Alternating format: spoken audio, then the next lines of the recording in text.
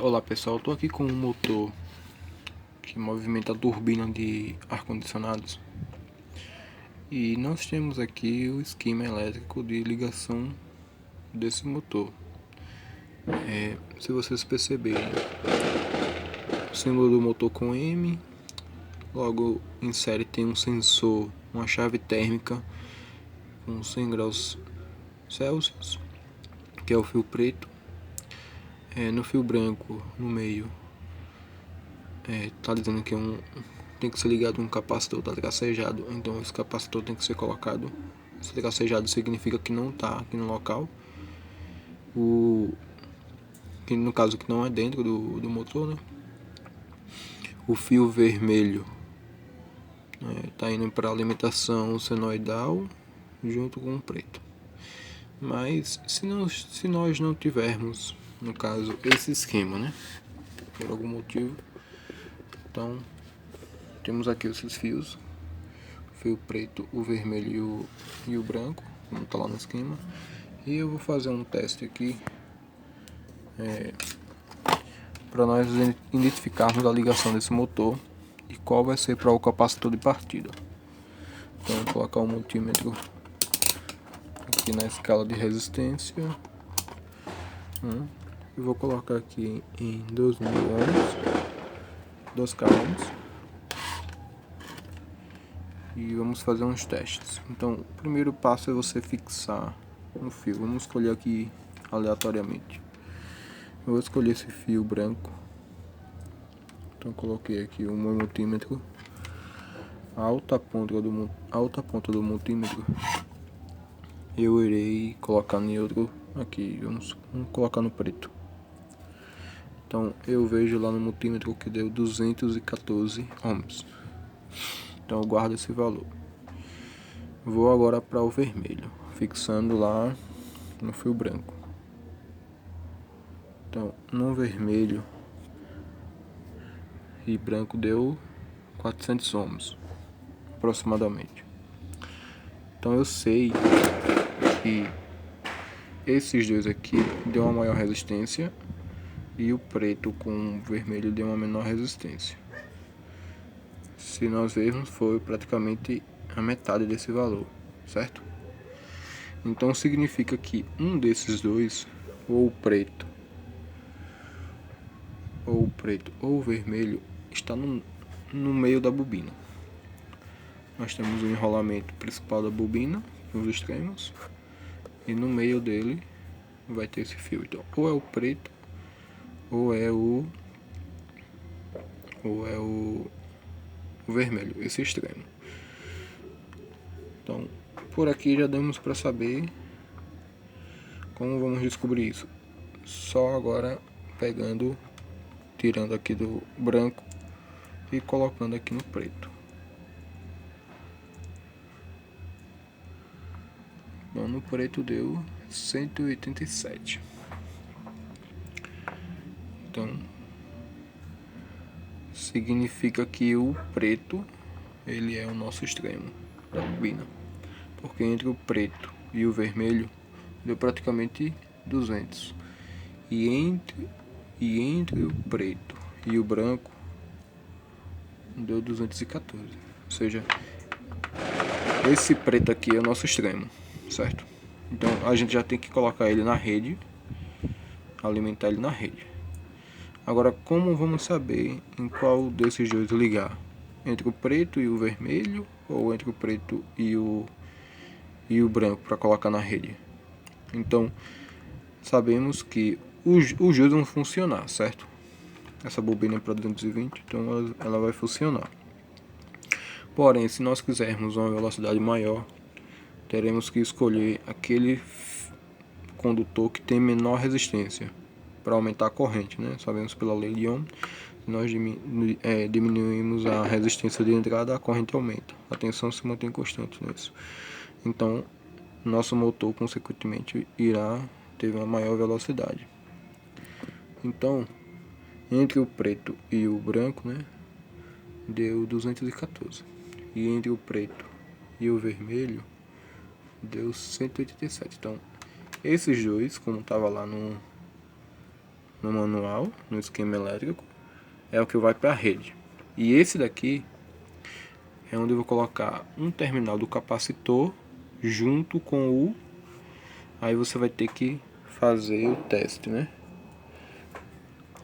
O primeiro teste é você ligar o motor assim e dar um toque, apenas um toque em um fio desse. Se ele partir é porque o capacitor tem que estar aqui, com o branco e o vermelho. Se ele não partir, você faz o teste com o preto, no outro terminal no caso.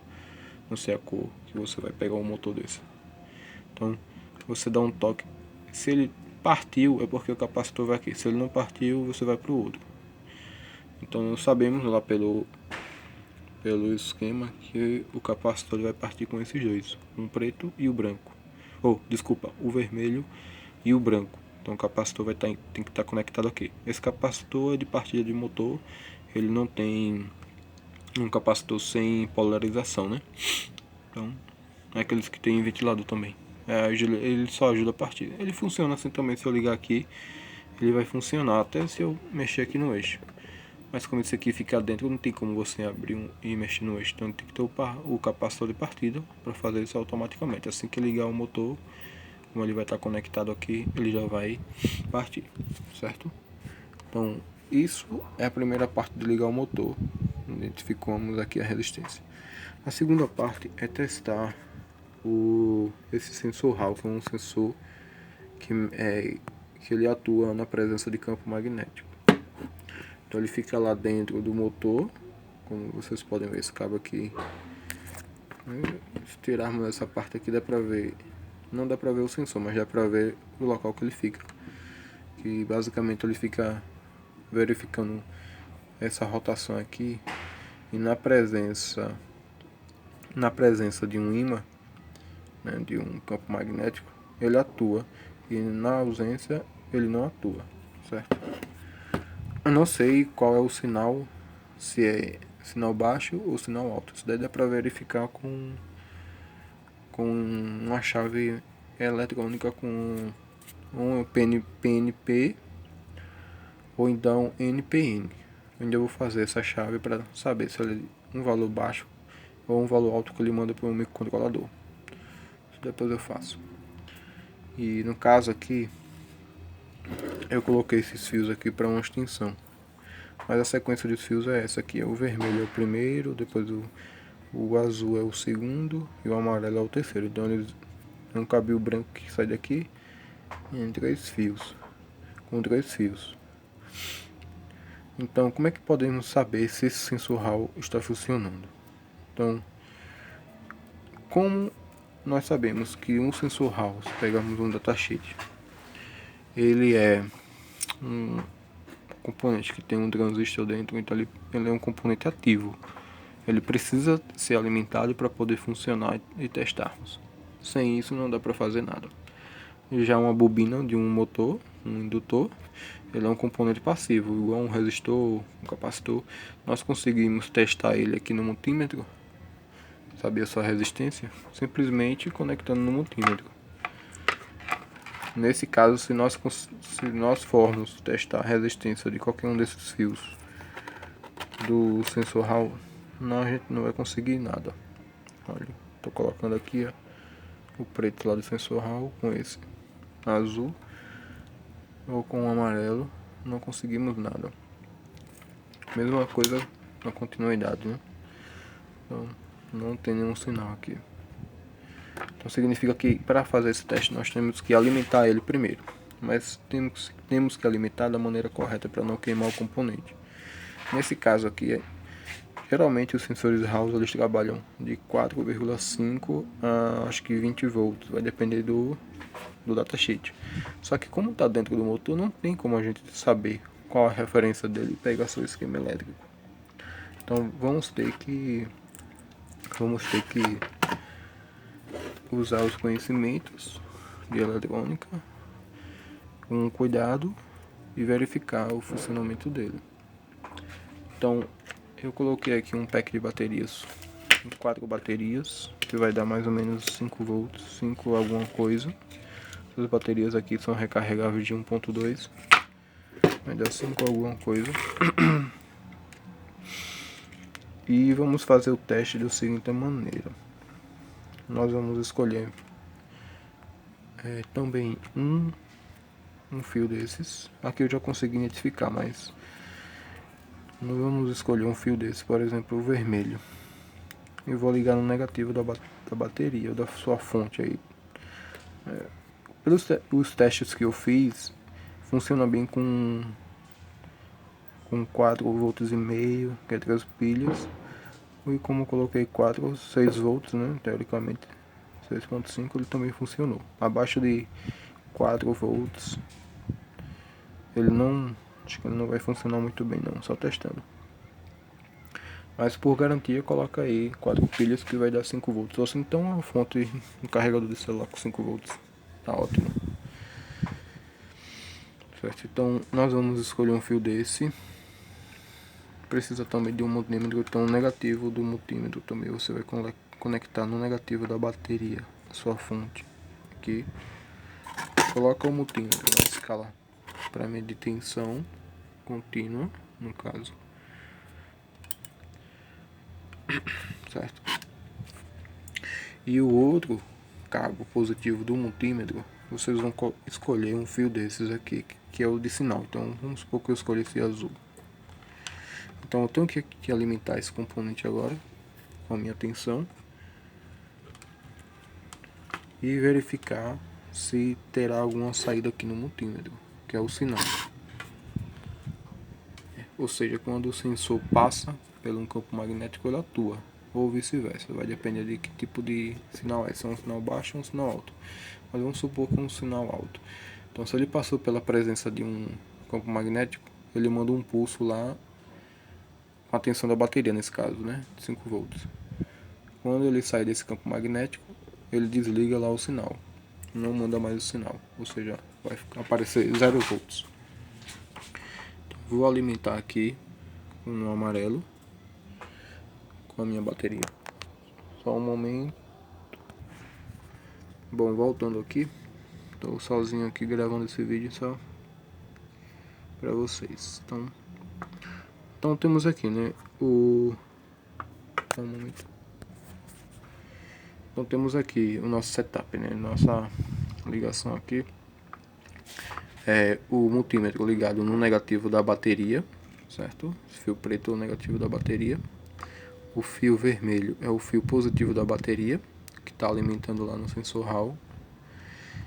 E aqui é o positivo do multímetro, para verificar se esse cabo aqui é o sinal. Então, ele já deu uma tensão aqui da metade, 6 pontos alguma coisa. Porém, eu estou girando aqui o eixo, eu coloquei essa fita para nos basearmos na posição do eixo. Eu estou mexendo aqui, não está alterando nada, não significa que não, esse fio aqui não é o sinal, certo? Então vamos ter que agora eliminar esse cabo. Então, se esse aqui não é o sinal, só pode ser um desses dois, ou o amarelo ou o vermelho. Então eu vou trocar, no caso, o positivo ou o negativo e verificar. Então, vamos supor que eu tirei isso daqui, coloco esse positivo. Só um momento. Eu vou colocar agora o positivo da bateria aqui e fazer a troca, né, para verificar. Bom, voltando, eu fiz a troca, fiz a permutação aqui. O fio positivo da bateria agora está no azul e o positivo do multímetro, para saber se isso aqui é o cabo de sinal, está no amarelo. Aqui, que no caso, se vocês pegarem, vai vir todo branco. Então eu fiz essa emenda para fazer o teste aqui, facilitar. Então a tensão aqui ficou em 4.92. Vamos girar aqui. Também não está acontecendo nada. Então já eliminando os dois cabos, não é isso? Nem o amarelo agora é o sinal e nem o azul é o sinal, como a gente viu antes. Só resta pegar o sinal agora e testar no vermelho. Então vou colocar o sinal no vermelho e o negativo eu vou escolher um desses dois. Vamos supor que eu escolhi o amarelo e vamos ver o que acontece. Se não funcionar no amarelo é porque o negativo é o azul. já que os dois cabos, nem o amarelo nem o azul, é o sinal. Então, acabamos de eliminar essa possibilidade. Então, vamos fazer essa troca agora do negativo da bateria, né? Vamos colocar agora o cabo para o sinal, ou seja, a ponta positiva do multímetro aqui, e fazer a troca do negativo para um desses dois, para ver o que acontece. Bom, voltando, eu voltando aqui, pessoal, eu troquei o negativo, coloquei no amarelo, e o ponta positiva do multímetro eu coloquei no fio vermelho aqui, para verificar se ele é o de sinal. Então, verifiquei que o multímetro está em 0, mas vamos girar aqui o eixo, pode ser que o sensor Hall atue. Não atuou. Se ele não atuou, nós sabemos que esse aqui já é o sinal. É porque essa conexão aqui está errada.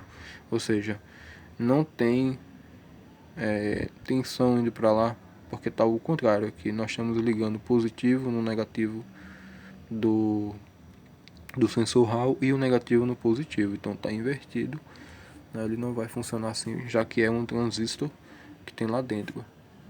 Ele está polarizado errado, então ele não vai conduzir. Vou fazer a troca desses cabos e vamos verificar agora. Pronto, fiz a troca aqui, pessoal, né? Mantive o do sinal, ou seja, do multímetro no vermelho.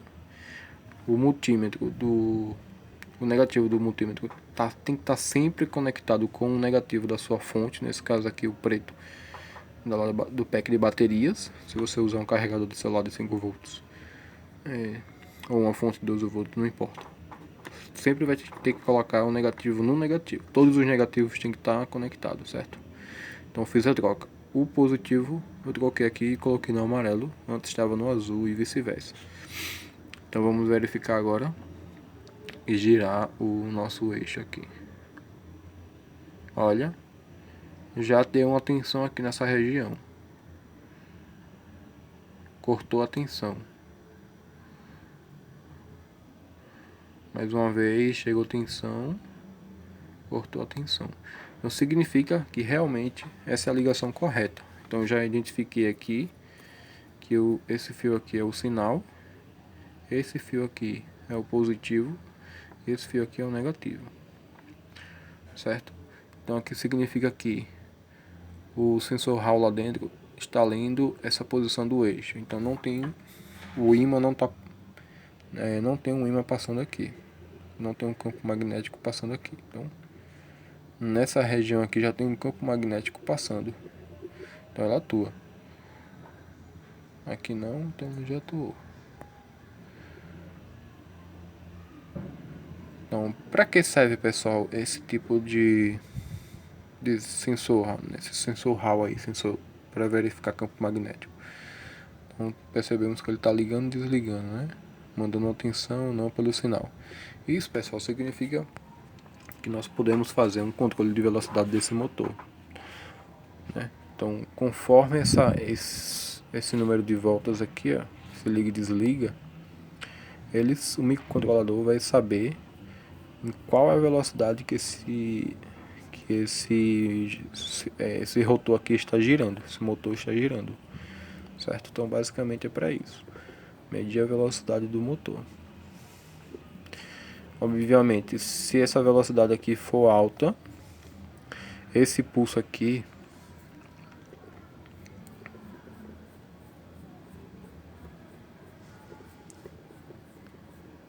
vai ser acionado mais rapidamente.